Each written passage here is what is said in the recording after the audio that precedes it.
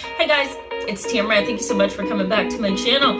Welcome back. Today we're going to be talking about, the cognitive processes that we all go through when we're overwhelmed, when we're tired, when we have to be around family. Thanksgiving is coming up in the next 2 days. And I think this might be an important conversation for us to have. I think focusing on how our mind interprets things and focusing on better ways to cope with the holiday as opposed to avoiding and isolating and withdrawing, it can really help us. I think it's better to figure out a plan as opposed to just escaping, because escaping is a band-aid. But what can we do to help ourselves? And so in today's video, we're going to talk about that. We're going to talk about cognitions, and those are thoughts that tend to get in our way. And so I want to break this down for you and help you learn about thinking errors or cognitive distortions. So thank you so much for coming back to my channel. For those who are subscribed and for those who are new, I encourage you to go ahead and hit the subscribe button so you can stick around with us, learn, and become a regular community member on YouTube. So I welcome you. The benefits for you in today's video is that I'm going to talk about cognitions. I also want to talk about a couple of other cognitive behavior theories that might be helpful to you. So Thanksgiving is coming up on Thursday, guys.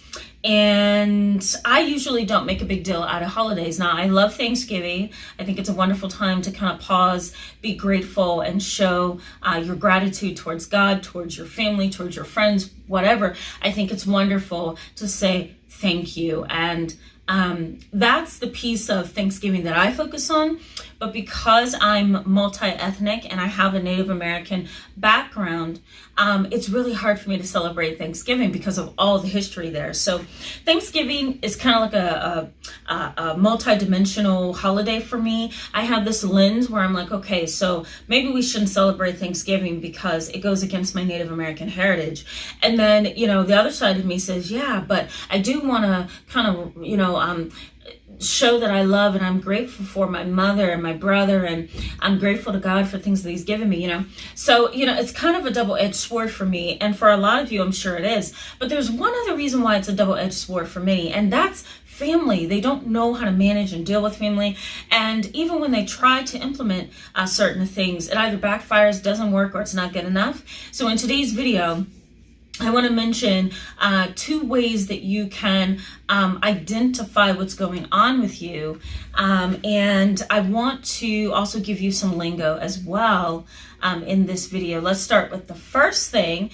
And I think that it's very important for us to worry about 2 things, okay? 1 is positive self-talk, and 2 is negative self-talk. So we'll start with negative. Negative self-talk is the idea that you are talking to your heart, you're talking to your mind, and you're talking to your spirit about things that are negative. So an example of this would be, let's say you're going to your mother's house for Thanksgiving, and the last person you want to see is your sister or brother-in-law. Okay, you get to your mom's house, your brother-in-law is sitting there, your sister-in-law is sitting there, and you begin to feel emotionally unstable, you begin to feel depressed, you begin to feel anxious, and you want to dart, right? You want to leave. So let's say that this is happening to you. Now, you can choose to engage in one of 2 behaviors. You can choose to engage in positive self-talk.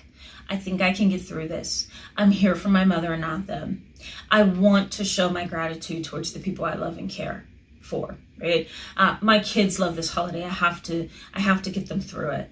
I'm going to go to the dinner, but I'm not going to talk to anybody. I'm going to have boundaries. That's positive self-talk. Okay, you're problem solving, you're thinking things through. Now, negative self-talk is a lot different, right? The negative self-talk is, I can't believe that he's here, or I can't believe that she's here. I want her out of here. If she doesn't leave, I'm going to leave. I can't believe she did that to me last holiday, right? She's poisonous. She's an idiot. She's stupid, right? That's all negative self-talk. You're talking to your psyche, to your heart, to your spirit, that these are the things that you hate. And so when you talk to yourself like that, you're actually causing what's known as a self-fulfilling prophecy. You're gonna end up performing in reality in a way that confirms your negative self-talk. So if you say something to yourself like, I'm not going to be able to stick around if he's here. If he shows up at this Thanksgiving dinner, I'm going to snap out. Well, let's say you decide to snap out. You've created a self-fulfilling prophecy. You've already told yourself what you're going to do. And so your behaviors may escalate and you begin acting out that negative self-talk. Does that make sense, guys? So positive self-talk and negative self-talk are extremely important. So you want to be aware of that. Now, the second thing is something known as catastrophizing. And that is a CBT, a cognitive behavior therapy theory. And the idea behind catastrophizing is that you take one little small situation, right? A bitty little situation, and you exaggerate it so big that you begin to justify your own emotions and thoughts on the issue. So let's say, for example, you get to the Thanksgiving dinner, you see your brother-in-law sitting there. Instead of looking at him and looking away or going your own way, you begin to scream, you start acting out, you start slamming things, you start telling your family, I want him out of here, I want him out of here, right? You kind of blow things up and exaggerate things to kind of placate yourself or to kind of keep yourself calm, right? You're kind of saying to yourself, what I believe about you is true. And if I exaggerate this intentionally, unintentionally, I'm being validated. There's another piece of catastrophizing that you should be aware of, and that's, unintentionally blowing things up because of your emotions, right? Your emotions kind of help to pump up and elevate the situation in such a way that you become a victim. All right, so that's catastrophizing. And the next thing is known as positive or negative attributions, right? So are you going to say positive things about this dinner, or are you going to say negative things, right? The negative things could be, that dinner was awful because he was there and I never want to have Thanksgiving dinner with him again. And a positive attribution could be, that dinner was wonderful. My mom put a lot of work into that and it wasn't as bad as I thought. Now, I've had some of my clients come in and they're like, I'm not a positive person. I'm pessimistic. I'm a realist. And so in that case, I usually suggest that they do things like just be balanced, right? You don't have to be positive, just be balanced, balance it out. So an example of balancing it out would be,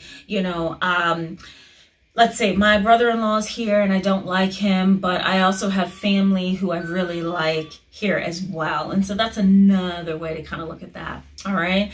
The last thing that I want to mention is generalization. And that's when you take one bad situation and you generalize it across all angles of your life. You begin to believe that every area of your life is going to be similar to that situation that you've generalized. And so again, it's like catastrophizing, but in a different way. You may not be exaggerating the situation, but you might be kind of spreading your thoughts and feelings about the situation across every area of your life.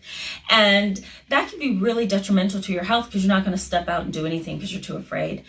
So these are cognitions or cognitive distortions or thinking errors that can really get in the way of you moving forward in your life with your family or without your family. So I encourage you to use positive self-talk and positive attributions this holiday season and see what helps you.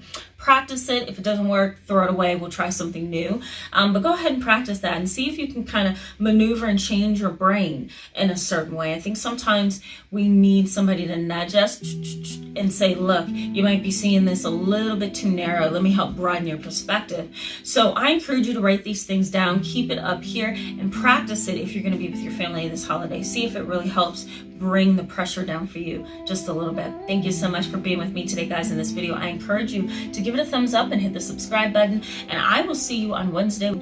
And then on Thursday, Friday, I'm going to be off all week, so you're not going to see the next video until Monday. So in the meantime, I'll be talking to you guys really soon. Have a great holiday. Bye.